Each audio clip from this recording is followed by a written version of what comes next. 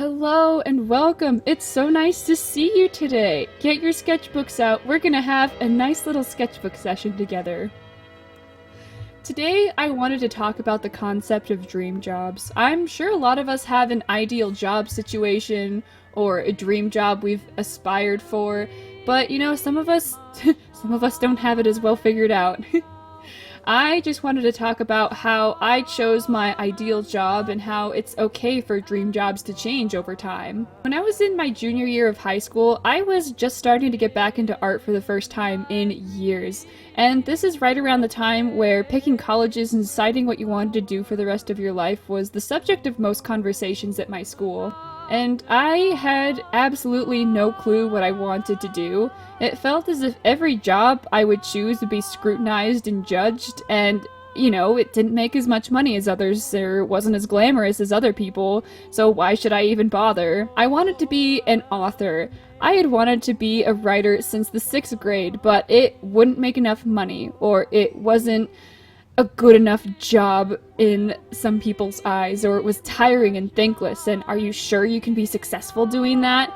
Those are all common questions I got when I said I wanted to be a writer, and the thought of failing before I'd even started was terrifying to me. I love telling stories, but rather than failing as an author and failing at something I love to do, I decided it would be better to go into an art field. In a way, art was my backup plan. So now when people asked what I would be, I told them my dream job was to become an animator. And it was to an extent, but not as much as being a writer. As my senior year rolled around, I was getting pretty okay at the art thing. I really loved it when I found out I could tell stories with different characters I'd created. I, as well as many of my classmates, were picking out colleges and planning out our lives. The situation was overwhelming, to say the least. My English teacher had the entire school year planned out for us to do research and make a 10-minute presentation to the class at the end of the year about a job we would do and why. Let me tell you, there were a ton of aspiring nurses that year. This forced me away from my blanket term animator and had me focus on a specific process of animation where I found out about storyboarding. I liked the idea of drawing out a quick story with art that didn't have to be perfect. Trust me, my art wasn't. And it was kind of like writing to a certain extent. I had the best of both worlds, and I could at least, squeeze in that little bit of writing that I love to do so much. And so I did my senior year project on that. Picking a job when I was put on the spot was easy now. I had a default answer, but it never felt great. At night, before I would go to sleep, I would add different jobs I wanted to try to my list of jobs I think I would like to try, which included such gems as videographer or teacher. Teacher being a forbidden job for me to do. My teacher mom and therapist dad always told me I could never be a teacher or a therapist if I wanted to make real money. The time to present my senior year essay came around, and by this time I was actually starting to fall in love with art and see it more of a job rather than a hobby. I was somewhat talented, and I thought I could really grow to love it as a job. When I graduated, I went to a Christian college, and that's where I started to learn that I hated animation, like a lot. It was a frustrating process for me. The amount of time I would have to put into an animation for a few seconds of movement was horrible.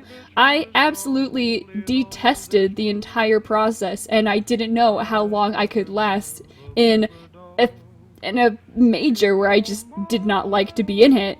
Not to mention the fact that when I told people what my major was, it was met with total disdain.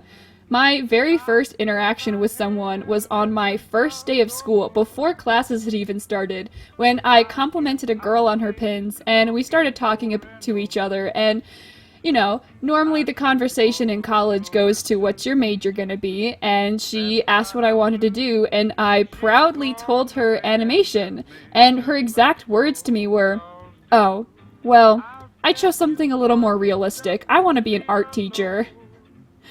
It just seemed to be frustrating from the start to me, but it felt like I was doing something wrong if I changed my dream job. It felt as if I were quitting or giving up, and everyone I knew didn't quit or give up. But the thought of having to go off and work in a company and work on projects I didn't care about was terribly overwhelming to me. So I did change my dream job to another blanket area, and I said I wanted to be an illustrator. After I changed my major, COVID hit, and I got some extra time to reflect on what I really wanted to do. I loved art, but I loved telling stories more. I took some time to think about all the past jobs I had said I wanted to do, and I went back to my list I had made only a few years prior, and at the very bottom I found comic book artist. And it sparked something in me. It combined my favorite parts of storytelling and the animator bits that I had liked, and it mushed it into one job that I thought I could really grow to love. And, you know, comic books have always been something that I've consistently loved to read and draw, and I found a new dream job to aspire for, and it's what I've been doing ever since. Ideally, I would have loved to have started out knowing exactly what I wanted to do instead of seemingly wasting my time doing things I thought I would want to do. But rather than seeing past decisions as a waste of time or mistakes, it's better to look at them more as trial runs. It's nice to know and stick with something as your life goes on, but if you don't like it, you're kind of left in the dust. It's better to figure out sooner and change your mind and move on from one thing or another, learning about yourself as you go along.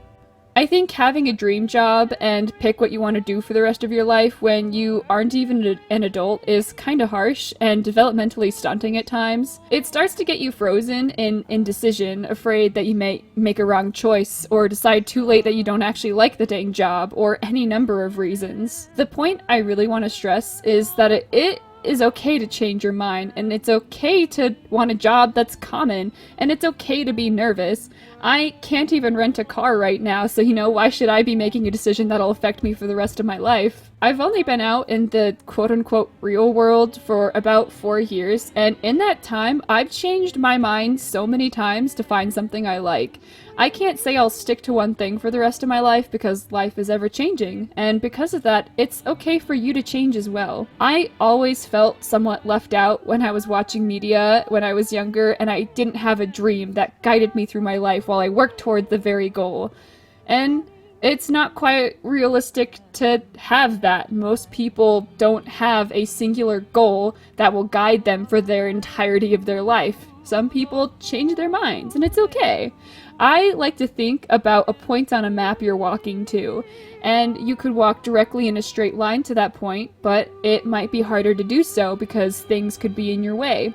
Or you could take a path that could lead you to the point, or eventually lead you somewhere else. But we don't have the perspective of the full map yet, so we just have to trust ourselves and continue on. Something I want to stress is the most important thing.